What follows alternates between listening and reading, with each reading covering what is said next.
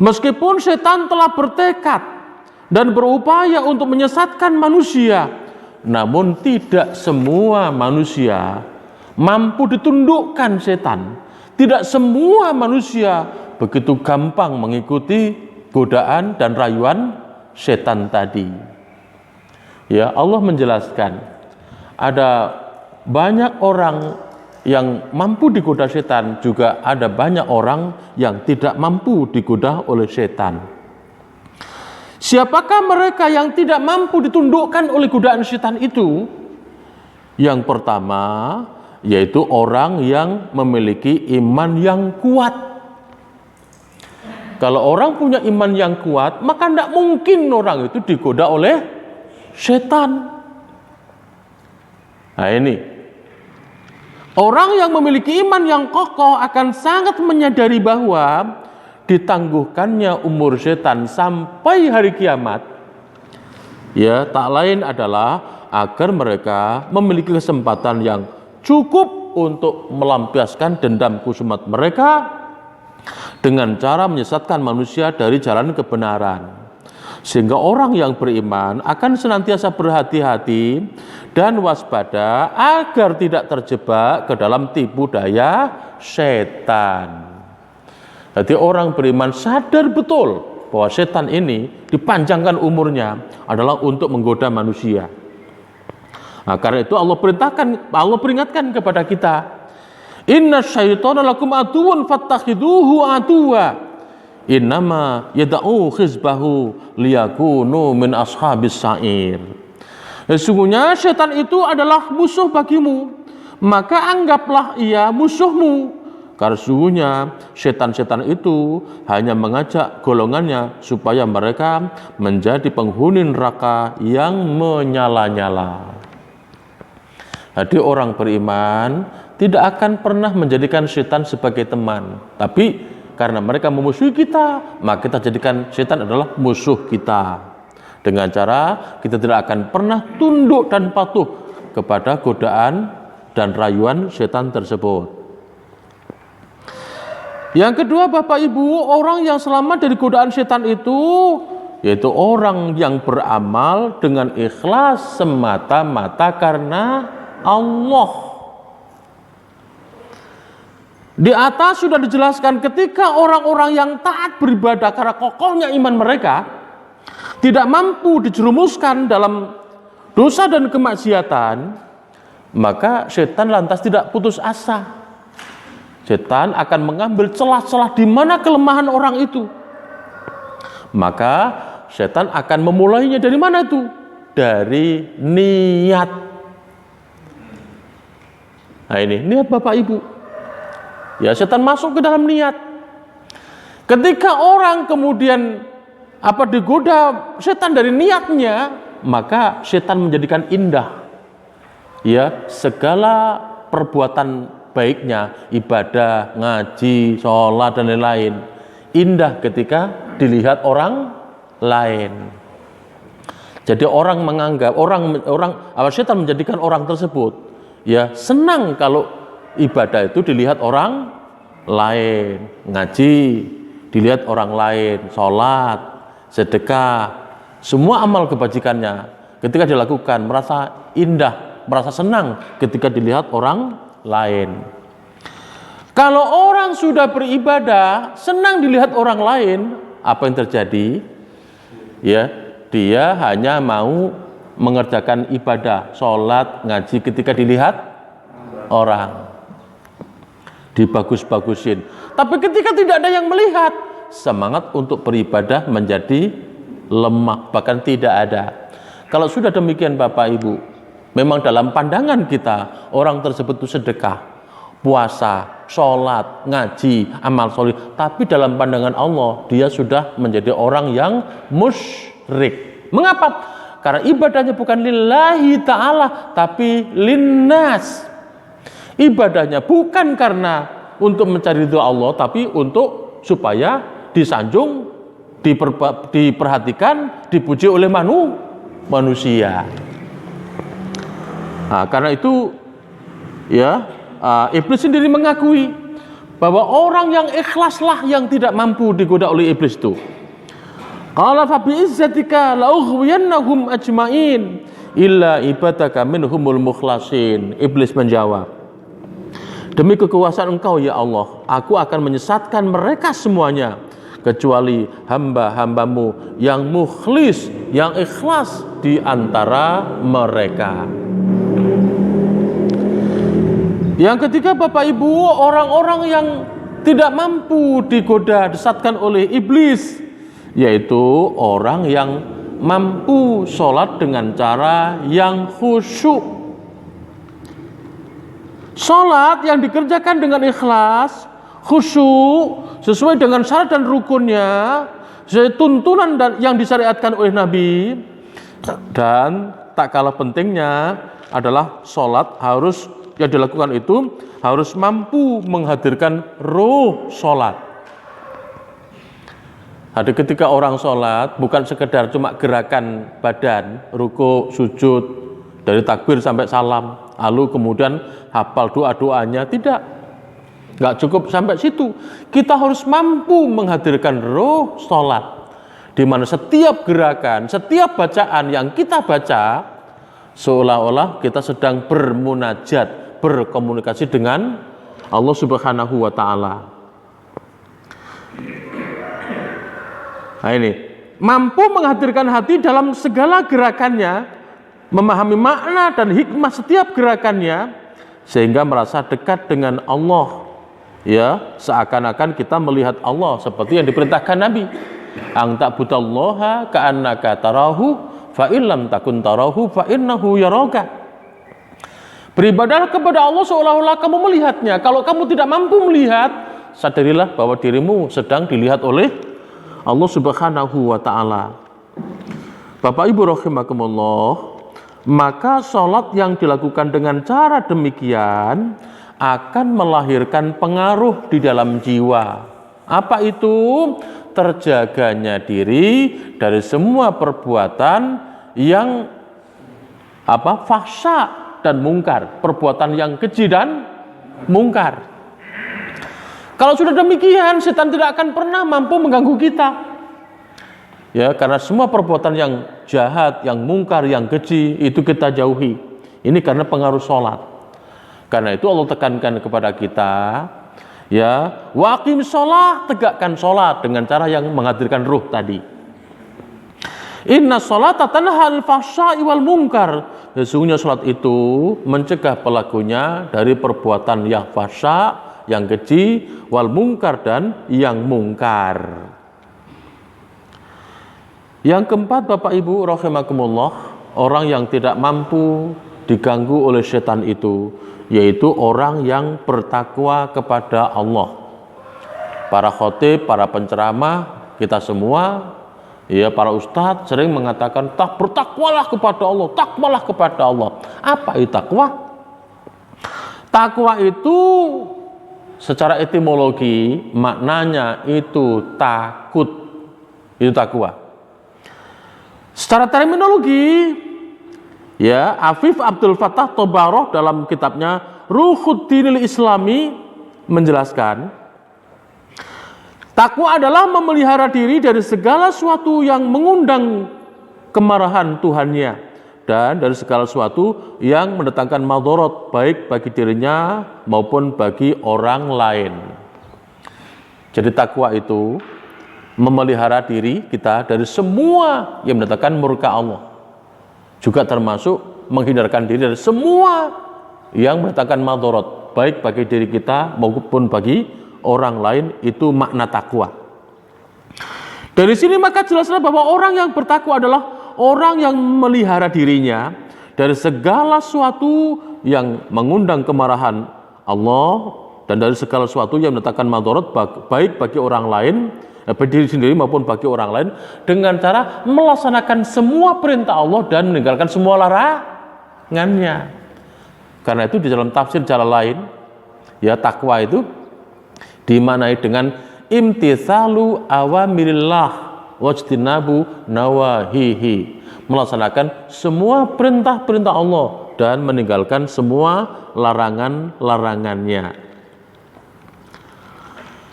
Karena itu di antara sifat orang yang bertakwa adalah apabila suatu ketika terjerumus dalam dosa dan kemaksiatan, ya, dia tidak asyik tenggelam di dalamnya, tapi segera tersadar kemudian kembali kepada Allah dan bertaubat. Ada ciri orang yang bertakwa sebutkan oleh Allah dalam Al-Qur'an, ya. Orang yang bertakwa bukan orang yang bersih dari dosa, tidak. Tetaplah menjadi manusia yang tidak lepas dari dosa dan kesalahan. Tetapi bedanya ketika orang yang bertakwa itu melakukan dosa dan kemaksiatan, dia segera tersadar, kemudian kembali bertobat kepada Allah, tidak asyik di dalam kemaksiatan itu.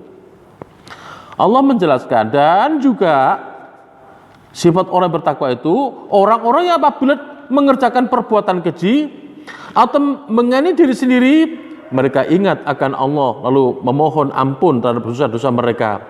Dan siapa lagi yang dapat mengampuni dosa selain daripada Allah, dan mereka tidak meneruskan perbuatan kejinya itu sedang mereka mengetahui. Yang kelima, orang yang tidak mampu diganggu oleh setan itu orang yang senantiasa berdoa memohon perlindungan kepada Allah. Karena itu Bapak Ibu, hendaklah kita, ya, sesering mungkin kita, ya, berdoa memohon perlindungan kepada Allah. Dan Nabi menekankan kita, ya, Nabi mengajarkan kepada kita, semua gerak-gerik kita itu ada doanya. Orang mau makan berdoa, habis makan berdoa, mau tidur berdoa, bangun tidur berdoa, mau pergi berangkat, ya, bepergian berdoa, masuk ke dalam rumah berdoa, pakai pakaian berdoa, melepas pakaian berdoa. Semua gerakan hidup kita itu ada doanya. Nabi ajarkan bahkan sampai ketika orang mau hubungan suami istri ada doanya. Bahkan ketika orang mau masuk ke tempat buang air besar ada doanya, keluar ada doanya. Nah ini berdoa Bapak Ibu. Itulah makanya, ya, seorang penafsir juga mengatakan bahwa setan menggoda kita dari depan, dari belakang, dari kanan, dari kiri. Tinggal atas dan bawah. Makna atas itu berdoa berlindung kepada Allah. Makna ke bawah sujud kepada Allah. Nah ini. Nah, karena itu Allah mengatakan pada kita, wa imma yazaghannaka minasyaitani nazghun fasta'idz billah innahu sami'un alim. Dan jika kamu ditimpa suatu godaan setan, maka berlindunglah kepada Allah, sungguhnya Dia Maha mendengar lagi Maha mengetahui. Dimanapun kita berada, kita harus berdoa. Yang keenam, ya, orang yang terlindung dari godaan setan itu orang yang senantiasa membaca ayat-ayat Al-Quran. Al-Quran adalah wahyu Allah yang diturunkan ke dunia ini untuk menjadi hidayah, petunjuk, bimbingan, tuntunan bagi manusia dari kesesatan menuju kepada kebenaran. Kebenaran oleh Allah dilambangkan dengan cahaya, kesesatan dilambangkan dengan kegelapan. Nanti dalam Al-Quran, Allahu waliyul ladzina amanu yukhrijuhum minadh-dhulumati ilan nur walladzina kafaru awliya'uhumut taghut yukhrijunahum minan nuri ilaz dhulumat. Allah itu pemimpinnya orang-orang beriman, dan Allah mengeluarkan umat manusia dari kegelapan kepada cahaya. Dengan demikian, orang yang membaca Al-Quran, karena Al-Quran itu nur, hidayah dari Allah, maka hati dan pikirannya akan tercerahkan. Karena itu Bapak Ibu, orang yang baca Quran, dia timbul dalam hatinya ketenangan jiwa. Kalau kita sedih, kita lagi berduka, kemana Bu Pak larinya?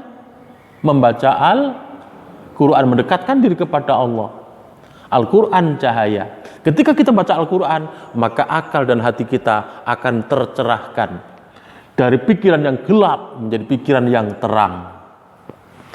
Demikian pula rumah ketika dibacakan ayat-ayat Al-Quran, maka seluruh makhluk halus yang menghuni tempat-tempat kegelapan itu akan pergi karena rumah disinari dengan bacaan Al-Quran. Karena itu Nabi pernah mengatakan kepada kita, la taj'alu buyutakum maqabira. Janganlah kalian menjadikan rumah-rumah kalian itu seperti pekuburan.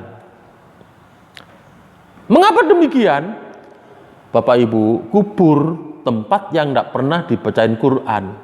Kubur semua orang tahu, merasa ketika lewat timbul rasa ketakutan. Kuburan akrab dengan dunia makhluk halus. Betul nggak Bu Pak? Karena itu orang yang ketika lewat kubur pasti ada rasa takut, apalagi ketika di malam hari. Lah, Nabi melarang kita, la taj'alu buyutakum maqabira. Janganlah kalian jadikan rumah-rumah kalian itu seperti pekuburan. Bagaimana caranya? Ya, tidak menjadikan rumah kita seperti kubur. Wa innal baital ladzi tuqra'u al-baqarah fihi la yadkhuluhu syaiton. Rumah yang di dalamnya dibacain surat Al-Baqarah maka tidak dimasuki setan. Baca Quran Bu Pak.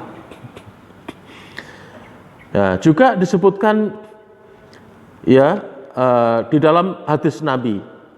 Nah, di mana Nabi suatu malam ya setelah sholat tahajud beliau keluar untuk menginspeksi para sahabatnya. Tiba Nabi melewati depan rumah Abu Bakar As-Siddiq. Lah, ternyata Nabi mendapati Abu Bakar sedang sholat tahajud, membaca Qur'annya dengan lirik-lirik. Lalu kemudian Nabi melewati depan rumah Umar bin Khattab. Beliau sedang sholat tahajud, baca Qur'annya dengan cara yang agak kenceng. Lalu kemudian pagi hari kedua orang ini ya sama-sama datang kepada Rasulullah. Lalu kemudian Nabi tanya kepada Abu Bakar, wahai Abu Bakar, tadi malam aku lewat depan rumahmu, kamu sedang sholat, baca Qur'anmu kok pelan, apa itu maksudnya? Ya, Abu Bakar menjawab, ya Rasulullah, ya dengan bacaan ini, ya saya sudah memperdengarkan kepada Zat yang aku bermunajat kepadanya. Lalu Nabi tanya kepada Umar bin Khattab, wahai Umar, lalu aku lewati depan rumahmu, ya kamu sudah sholat bacaannya keras, ya apa maksudmu? Ya, lah Umar mengatakan, ya Rasulullah dengan bacaan keras ini supaya saya membangunkan orang yang sedang tidur dan mengusir setan. Lalu Nabi mengatakan pada Abu Bakar, wahai Abu Bakar, kencengin dikit suaramu. Wahai Umar, pelankan dikit suaramu. Tersebut di dalam hadis Abu Dawud dari Abu Qatadah dan disahihkan oleh Syekh Al-Albani. Apa intinya? Rumah kita harus kita bacai surat Al-Quran. Al-Quran adalah kita baca setiap waktu di rumah kita, baik habis sholat, sebelum sholat, maupun ketika kita baca di dalam sholat. Yang ketujuh Bapak Ibu, orang yang tidak diganggu oleh setan itu yaitu orang yang berittiba. Berittiba mananya mengikuti. Berittiba kepada siapa? Umat Islam wajib berittiba kepada Rasulullah Shallallahu Alaihi Wasallam. Dalam hal apa? Dalam hal seluruh perilaku kehidupan. Karena itu Allah mengatakan, laqad kana lakum fi Rasulillahi uswatun hasanah. Ya, sungguh ya ada pada Rasulullah contoh kamu yang terbaik. Nah ini. Hari-hari ini itu banyak sekali maulid Nabi tapi yang lebih diutamakan adalah membaca apa itu? Barsansi ya, baca barsansi, baca salawat nariyah, tunjina dan lain-lain. Baca barsansi, kemudian muter-muter itu, ya berputar-putar, meyakini ruhnya Nabi itu dah datang. Nah kalau kita tidak, ya kita harus menekankan bahwa kita harus beritibak kepada Rasulullah. Kita contoh Rasulullah itu perilakunya, baik di dalam kehidupan rumah tangga, di masyarakatnya, ya kepada istrinya, kepada para sahabatnya, termasuk mencontoh Rasulullah dalam hal ibadah, cara-cara ibadahnya. Mengapa demikian Bapak Ibu? Karena setan itu sangat berkeinginan menyimpangkan manusia dari dua sumber itu, Al-Quran dan Sunnah Nabi. Setan itu sangat berkeinginan menyesatkan manusia dari dua sumber itu. Dengan cara apa? Dibikin senang sekali membuat hal-hal yang baru. Kalau dalam istilah ibadah itu namanya bid'ah. Nah, coba Bapak Ibu, orang yang melakukan bid'ah itu senang kan? Senang sekali. Nanti ketika kita jelaskan bahwa itu tidak ada sunnahnya, mereka akan marah-marah. Nah, karena itulah ya Imam Ash-Sha'rani mengatakan bid'ah itu lebih dicintai oleh iblis daripada maksiat, karena maksiat diterima tobatnya, sedang bid'ah tidak diterima. Nah ini, jadi Imam Ash-Sha'rani mengatakan ya iblis itu bid'ah itu lebih dicintai oleh iblis daripada maksiat biasa. Mengapa? Karena maksiat tobatnya diterima, kalau bid'ah tobatnya tidak diterima. Mengapa begitu? Karena orang yang melakukan bid'ah tidak akan pernah dia bertobat. Karena apa? Dia sudah menganggap bahwa perbuatannya itu baik. Makanya orang yang ahli bid'ah tidak akan pernah bertobat. Ini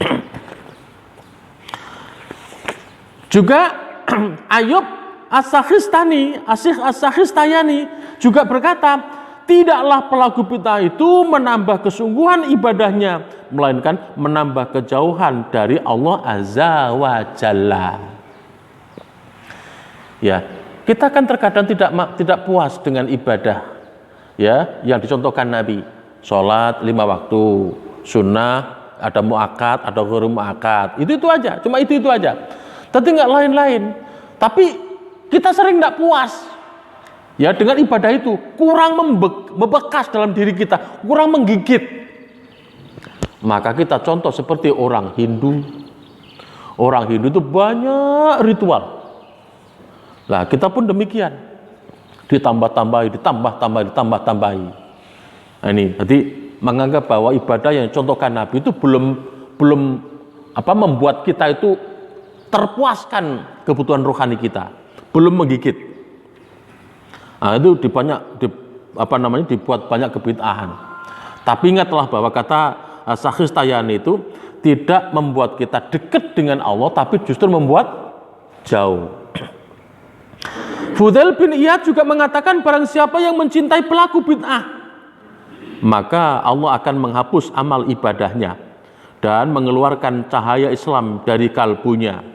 Dan barang siapa yang membantu pelaku bid'ah, maka sungguhnya dia telah menolongnya untuk menghancurkan Islam. Dan orang yang tidak mampu diganggu oleh setan itu orang yang senantiasa berzikir kepada Allah dimanapun dia berada. Nah, Bapak Ibu, orang yang banyak berzikir kepada Allah, berzikir itu maknanya ingat. Kalau orang ingat kepada Allah, baik dengan cara sholat, dengan cara baca Quran, dengan cara mengaji, merenungkan firman-firman Allah, apa yang terjadi? Seolah-olah ada dalam diri kita ini, kita merasa kita ini sedang musyahadah, disaksikan oleh Allah. Timbul dalam diri kita perasaan muraqabatullah, merasa Allah itu selalu memantau kita. Itu yang ada dalam diri kita ketika kita senantiasa ingat kepada Allah Subhanahu wa Ta'ala. Bila seorang dimanapun ia berada bersikap demikian, bagaimana mungkin dia berani meninggalkan perintah-perintah Allah dan melanggar larangan-larangan Allah? Karena apa? Kita selalu ingat kepada Allah. Contoh misalnya, ya, pada zaman Umar bin Khattab, Umar pernah menguji seorang penggembala. Ya, sedang menggembalakan kambing, ratusan kambing. Umar menguji, ya, supaya orang anak itu penggembala tadi menjual satu saja di antara ratusan ekor kambing. Kata Umar, majikanmu nggak akan tahu. Tapi apa dia bilang? Memang majikan saya tidak tahu, tapi bagaimana dengan Allah Subhanahu wa ta'ala? Ya, jadi dalam diri penggembala kambing tadi, ya, tertanam musyahadatullah, muraqabatullah, merasa disaksikan oleh Allah, dilihat oleh Allah Ta'ala. Rasulullah menjelaskan di dalam hadis direkam oleh Imam Turmudi, wa amurukum bidzikrillahi katsira. Aku perintahkan kalian agar supaya banyak berzikir kepada Allah. Lalu Nabi menjelaskan, wa mithlu dzalika kamathal rajulin talabahu al-atu sira'an fi atharihi. Permisalan atau contoh orang yang banyak berzikir kepada Allah itu adalah seperti seorang laki-laki yang dibuntuti oleh musuh. Ya, dia mengejar dari belakang. Hatta ata khisyan khasinan. Kemudian orang yang dikejar tadi langsung masuk ke dalam benteng untuk perlindungan. Fa akhraja nafsahu fi, maka benteng itu melindungi dirinya dari musuh. Wa kadzalikal abdu la yanju minasyaiton illa bidzikrillah. Demikian pula seseorang yang seseorang hamba tidak akan selamat dari godaan setan kecuali dengan berzikir kepada Allah. Yang kesembilan, Bapak Ibu, orang yang selamat dari godaan setan itu adalah orang yang ketika marah kemudian segera ambil air wudhu. Semua Bapak Ibu itu punya sifat marah, karena itu sifat manusia. Bahkan Rasulullah pun pernah punya sifat marah. Tapi marahnya Rasulullah itu muncul ketika hukum-hukum Allah itu disepelekan. Nanti suatu ketika ada suku Makhzumiyah itu ya mencuri. Suku Makhzumiyah itu suku yang terhormat. Kemudian seorang perempuan dari suku tersebut mencuri. Ya, lalu kepala suku tersebut galau, bagaimana kalau ini dipotong tangannya, jatuh martabat suku terhormat tadi. Kemudian tokoh-tokohnya ya melobi, yaitu Usamah. Melobi Usamah. Usamah itu ya seorang anak laki-laki, itu anaknya budak, yaitu Zaid. Zaid budaknya Rasulullah berkulit hitam. Jadi Usamah ini merupakan anak kesayangan Rasulullah. Ya, jadi cucu angkat. Lah, Usamah melobi kepada Rasulullah, ya, supaya bagaimana caranya hukuman dari suku Makhzumiyah tadi itu diringankan atau bahkan dibatalkan sama sekali. Rasulullah bernada marah. Rasulullah mengatakan, rusaknya umat sebelum kamu, ya, yaitu ketika yang mencuri para pejabat, orang-orang yang punya kedudukan bebaskan. Tapi ketika yang mencuri orang-orang yang miskin, hukum ditegakkan. Seperti sekarang ini. Nah, Rasulullah itu juga marah, Bu, Pak. Tapi marahnya Rasulullah ketika melihat hukum-hukum Allah itu disepelekan. Nah, Nabi mengatakan bahwa ketika orang itu marah, ya, hendaklah segera mengambil air wudhu. Marah itu dari setan. Setan diciptakan dari api. Api padam karena air. Karena kata Nabi, karena itu ketika marah hendaklah mengambil air wudhu. Innal ghadaba minasyaiton wa inna syaitona khuliqa minan nar wa inna ma tudfa'un naru bil ma'i fa idza ghadiba ahadukum falyatawaddo. Sesungguhnya marah berasal dari setan, dan setan tercipta dari api, dan api padam karena air. Maka ketika salah seorang di antara kalian itu marah, hendaklah berwudu. Lah, itulah penjelasan makna ayat di atas, ya, bahwa setan ditangguhkan umurnya oleh Allah sampai hari kiamat karena memang setan berencana untuk menyesatkan umat manusia dari depan, dari belakang, kanan, kiri. Ya, tapi ya tidak semua orang mampu diganggu oleh setan. Ada beberapa orang yang tidak mampu diganggu oleh setan. Ya, diantaranya adalah 9 orang yang kami jelaskan pada kesempatan ini. Mungkin itu Bapak Ibu yang kita jelaskan pada pagi ini. Kalau ada yang perlu diperjelaskan, bersilakan. Silakan Bu.